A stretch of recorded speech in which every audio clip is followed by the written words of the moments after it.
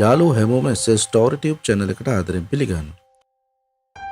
අපි අද 2005 දී තිරගත වුණු හොරර් ත්‍රිලර් ගණයට වැටෙන චිත්‍රපටයක් වන හොස්ටල් මූවී එක රිවිව් කරන්නයි හදන්නේ. ඉතින් ඔයාලා කතාව ස්පොයිල් කරගන්න කැමති නැත්නම් මේ වීඩියෝ එක මෙතනින් නවත්තන්න. ඒ වගේම වීඩියෝ එක බලලා මේ වීඩියෝ එක හොඳයි කියලා හිතෙනවා නම් SS ස්ටෝරි ටියුබ් channel එක subscribe කරලා bell icon එක on කරලා තියාගන්න. එහෙනම් අපි කෙලින්ම කතාවට යමු.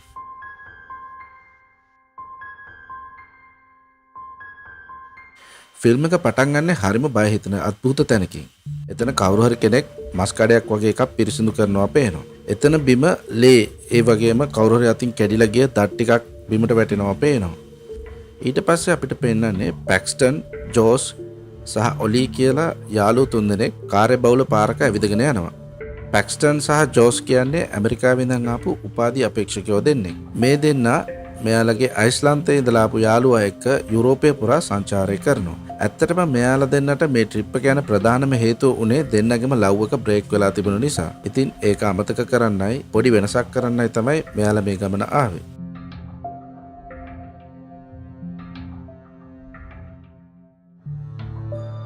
මෙයාලා නෙදර්ලන්තයේදී ඇම්ස්ටර්ඩම් වල තියෙන නයිට් ක්ලබ් එකකටයි ස්පා එකකටයි යනවා. මුළු රෑම විනෝද වෙලා මෙයාලා නැවතිලා ඉන්න තැනට එනකොට එතන සිකියුරිටි ඉන්න කෙනා දොර අරින්න බෑ කියනවා. මොකද එතන නීතිය අනුව වෙලාව පහුවෙලා තමයි මේගොල්ලෝ ඇවිල්ලා තියෙන්නේ. අනික මේ තුන්දෙනාම හොඳටම බීලා. මෙයාලා එතන දොර අරගන්න සද්ද බද්ද දානකොට අහල පහල ගෙවල් වල අයත් මෙයාලට බයින ගමන් පරණ බඩු වලින් දමලා ගහන්න ගන්නවා. ඔය ඇස්සේ අල්ලපු බිල්ඩින් එකේ ඉන්න මිනිස්සෙක් මෙයාලට කතා කරනවා. ඉතින් මෙයාලා තුන්දෙනා තාප්ප දිගේ බඩගාලා ගිහින් අර මිනිස්සයාගේ කාමරයට ජනේලකින් ඇතුල් වෙනවා. එයාගේ නම ඇලෙක්ස්. ඇලෙක්ස් දැනගන්නවා මේ තුන්දෙනා මේ ට්‍රිප් එකේදී ලස්සන කෙල්ලෝ සෙට් කරගන්න ආසාවෙන් ඉන්නේ කියලා. ඇලෙක්ස් එයා කෙල්ලෝ එක්ක ඉන්න පින්තූර වගේක් මෙයාලට පෙන්නලා මෙයාලට උදව් කරන්නම් කියනවා. ඊට පස්සේ මෙයා කියනවා ස්ලෝවේකියාවේ එක හොස්ටල් එකක් තියෙනවා. එහි ඉන්න කෙල්ලෝ පිටරට කොල්ලන්ට පණ ඇරලා ආදරේ කියලා. ඇලෙක්ස් කියනවා මේ කෙල්ලෝ පිටරට කොල්ලන්ට කොච්චර ආසද කියනවනම් මෙයාලට සල්ලි දෙන්න ඕනෙත් නැහැ කියලා. කෙල්ලෝ නිකම්ම මෙයාලා එක්ක නිදා ගන්නවා කියලා. කිසිම ගයිඩ් බුක් එකක නැති ලස්සන කෙල්ලෝ පිරලා ඉන්න මේ සුපිරි හොස්ටල් එකට යන්න කියලා ඇලෙක්ස් මෙයාලව පොළඹවනවා.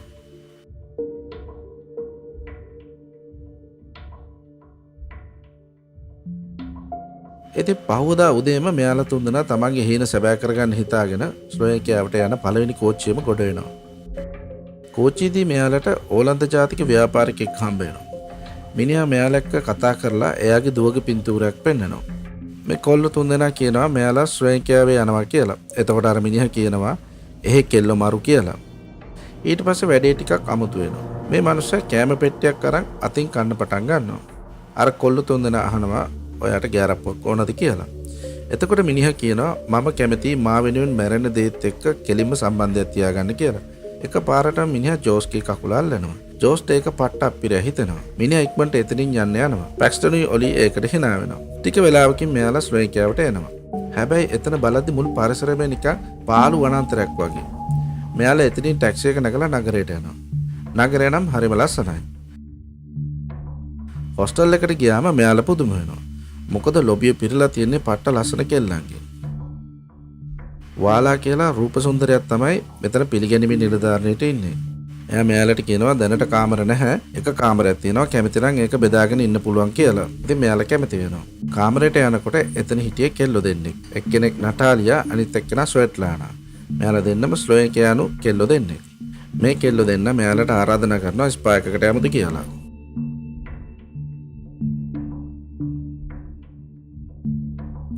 ස්පා එකේ කාලය ගත කරලා මෙයාලා රෑ ක්ලබ් එකට යනවා. ඒ කෙල්ල මෙයාලට සලකන්නේ නිකන් රජවරුන්ට වගේ. ඔලි නම් වාලා එක්ක හරිම විනෝදෙන් ඉන්නේ. හැබැයි ජෝස්ට මේක ටිකක් අමුතුයි වගේ දැනෙන නිසා එයා පොඩ්ඩක් එළියට යනවා. එතනදී දරුණු ළමයි රොත්තක් ජෝස්ව වට කරගෙන පහර දෙන්න හදනවා. වාසනාවකට අර කෝච්චියේ හිටපු බිස්නස්මන් ඇවිත් අර ළමයින්ට සල්ලි දීලා ජෝස්ව බේර ගන්නවා. ජෝස් මිනිහට බොන්න එහෙම අරන් දීලා කෝච්චියේදී කරපු වැඩේට සමාවිල්ලනවා. එදා රෑ පැක්ස්ටනුයි ජෝසුයි නටාලියයි ස්වෙට්ලානායි එක්ක නිදා ගන්නවා. කොහොම හරි පහවදා උදේ ජෝස් සහ පැක්ස්ටන් බලද්දී ඔලි තාම ඇවිත් නැහැ. මෙයාලා හොස්ටල් එකෙන් ඇහුවම කියන්නේ ඔලි කාටවත් කියන්නේ නැතුව චෙක් අවුට් වෙලා ගියා කියලා. ඒ වගේ වැඩක් කවුරුත් නිකන් කරන්නේ නෑනේ. ඔය ඇස්සේ කානා කියලා ජැපනිස් කෙල්ලෙකුත් ඇවිත් අහනවා ඔලීවයි එයාගේ අතුරුදහන් වුණු යාළුවා යුකීවයි දැක්කද කියලා පින්තූරයක් එහෙම පෙන්නලා. ඔලී ජැපනිස් කෙල්ලෙක් එක්ක ගියා කියන එක මෙයාලට විශ්වාස කරන්න බෑ. මොකද ඔලී ආසියානු කෙල්ලන්ට කොහෙත්ම කැමති නෑ. ඉතින් පැක්ස්ටනුයි ජෝසුයි ඔලීව හොයන්න යනවා. එතනදී අර භයානක ළමයි ටික ආයෙත් මෙයාලට හම්බ වෙනවා. මෙයාලා චුයින්ගම් ඉල්ලනවා. ජෝස් එයාලට ටිකක් දෙනවා. ඊට පස්සේ එකපාරටම ඔලීගෙන් මැසේජ් එකක් එනවා මම ගෙදර ගියා කියලා. හැබැයි මෙයාලා දන්නේ නැහැ ඒ වෙනකොටත් ඔලීගේ හිස ගහලා මරලා දාලා කියලා. යුකීටත් කවුරු හරි වද දෙනවා. දැන් ජෝස්ට පට්ට බයයි. එයාට ඕන ඉක්මනට යන්න. හැබැයි පැක්ස්ටන් කියනවා තව එක රැයක් ඉමු කියලා. එදා රැත් මෙයාලා කෙල්ලෝ දෙන්න එක්ක බොන්න යනවා. බොන අස්සේ ජෝස්ට අසනීප වෙනවා.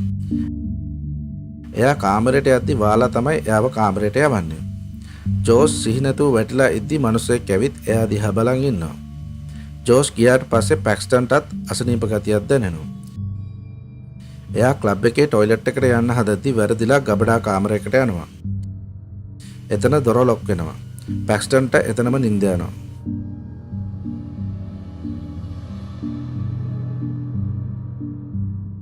ජෝස් ඇහැරෙනකොට එයා ඉන්නේ බිහිසුණු වදකාගාරයක. මෙතන මූණු ආවරණයක් දාගත්ත මිනිස්සෙක් ඩ්‍රිල් මැෂින් එකක් අරගෙන එනවා දැකලා ජෝස් පට්ට විදියට බය වෙනවා. අර මිනිස්සයා ඩ්‍රිල් එකෙන් ජෝස්ට වද දෙනවා.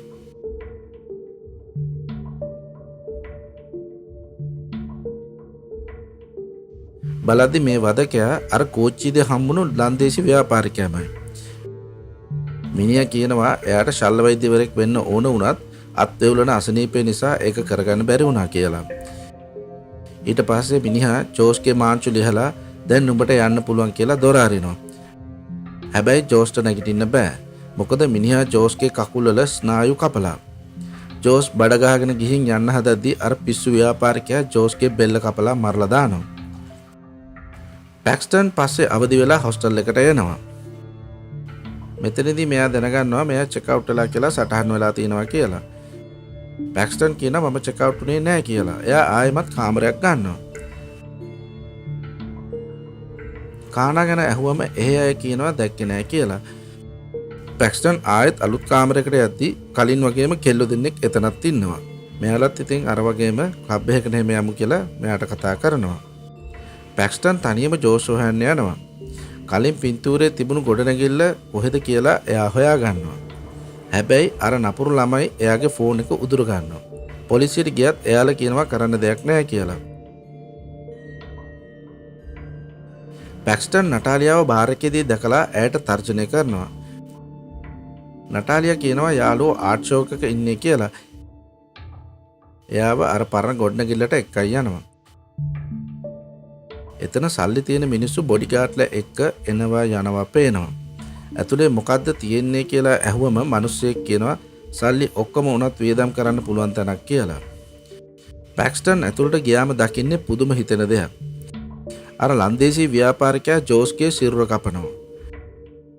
නටාලියා පැක්ස්ටන්ව මෙතනට ගෙනාවට සල්ලි හම්බ වෙන නිසා hina වෙනවා. පැක්ස්ටන්ව ආරක්ෂකයෝ අල්ලගෙන ගිහින් පුටුවක බඳිනවා. මෙතනදී එයා දකිනවා මිනිසුන්ට කරන අදාහගත නොහැකි වද හිංසා. ඊට පස්සේ ජර්මන් බිස්නස්මන් කෙනෙක් එනවා. එයා කියනවා එයා පැක්ස්ටන්ව සල්ලි වලට ගත්තේ පැක්ස්ටන් ඇමරිකන් කෙනෙක් නිසා කියලා. ජර්මන් කාරයා පැක්ස්ටන්ට වද දෙන්න ලෑස්ති වෙනකොට පැක්ස්ටන් මෙයාගේ භාෂාවෙන්ම එයාට යන්න දෙන්න කියලා ආයාචනා කරනවා. වදකයා පැක්ස්ටන්ගේ කටට රෙදි කෑල්ලක් ඔබනවා.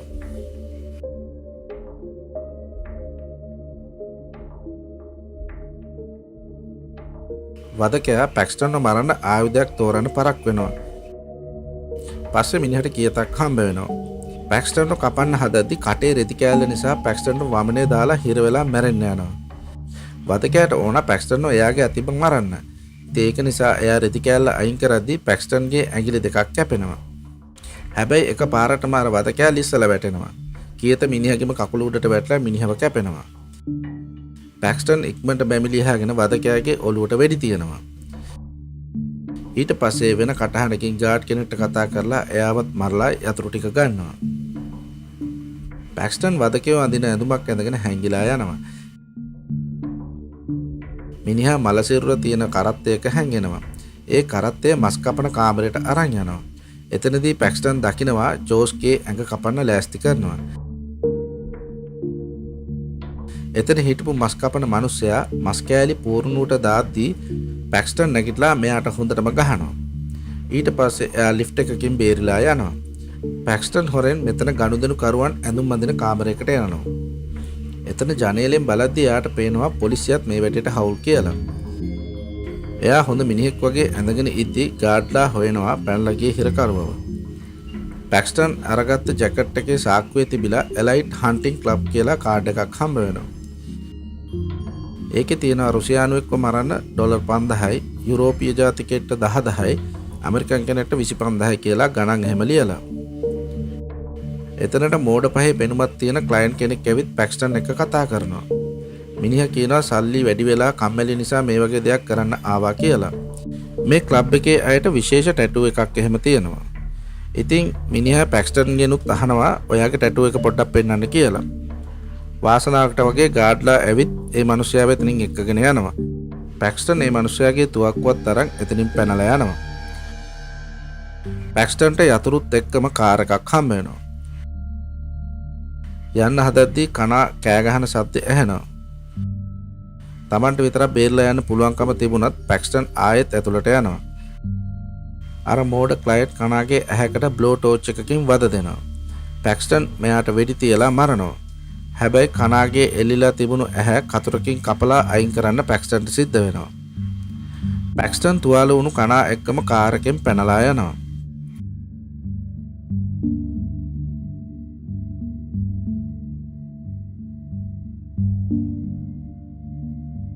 පාරදී එයාට අර නටාලියා, ස්වෙට්ලානා සහ ඇලෙක්ස් කියන පුද්ගලයාව දකින්න හම්බ වෙනවා. මේ තුන්දෙනා තමයි මෙයාලව පාව දුන්නේ කියලා දැනගත්ත පැක්ස්ටන් කාර් එකෙන් මෙයාලා ඔක්කොම යට කරගෙන යනවා. නටාලියා විතරක් බේරෙනවා. හැබැයි පැක්ස්ටන් පස්සෙන් පන්නන ආරක්ෂකයෝ නටාලියාවත් යට කරගෙන යනවා. ආයෙත් අර ළමයි ටික පාර හරස් කරනවා. පැක්ස්ටන් ළඟ තිබුණු චුයින්ගම් මල්ලම මෙයාලට දෙනවා. ආරක්ෂකයෝ ආවම ළමයි මෙයාලව වට කරලා මරලා දානවා. ඊට පස්සේ පොලිසිය පාර ඉන්නවා දැක්කම පැක්ස්ටන් දන්නවා මෙයාලා තමන්ගේ පැත්තේ නෙවෙයි කියලා. එයා කනා එක්ක කැලේ මැදින් දුවලා ස්ටේෂන් එකට යනවා. ආරක්ෂකයෝ මෙයාලා පස්සෙන් පන්නනවා.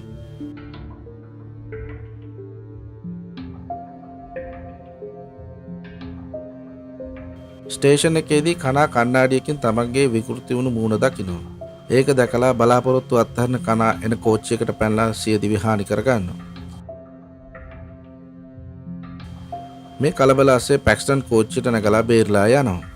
කෝච්චියේ ඉද්දි පැක්ස්ටන්ට හුරුපුරුදු කටහඬක් ඇහෙනවා. ඒ අර ලන්දේසි ජාතික ව්‍යාපාරිකයා මම අතින් කන්න කැමතියි කියලා කියන සද්දේ.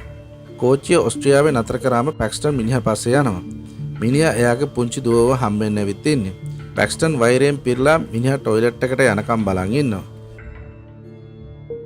টয়ලට් එකෙන් එළියට එන මිනිහා දකිනවා එයාගේ දුව නැති වෙලා කියලා. මිනිහා කලබල වෙලා දුවව හොයනවා. ෆිල්ම් එක ඉවර වෙන්නේ පැක්ස්ටන් අර පොඩි ළමයාව වෙනත් කෝච්චියක අරන් යන දර්ශනයකින්. කෙල්ල කෑ ගහන එක නතර කරන්න පැක්ස්ටන් එයාගේ කට වහගෙන ඉන්නවා පේනවා. ෆිල්ම් එක මෙතනින් ඉවර වෙනවා. ඉතින් හොස්ටල් ෆිල්ම් එකේ පෙන්වන්නේ සල්ලි තියෙන පෝසත් මිනිස්සු තමන්ගේ ආසාවට අහිංසක සංචාරකයන්ව මිලදීගෙන එයාලව වද දීලා මරණ ජාවාරමක් ගැන කතාවක්. ඉතින් මේ වගේ තව මූවි රිවිව් බලන්න කැමති නම් මගේ channel එක subscribe කරලා bell icon එක on කරලා තියාගන්න. අපි අලුත් කතාවකින් ආයෙ හම්බ වෙමු.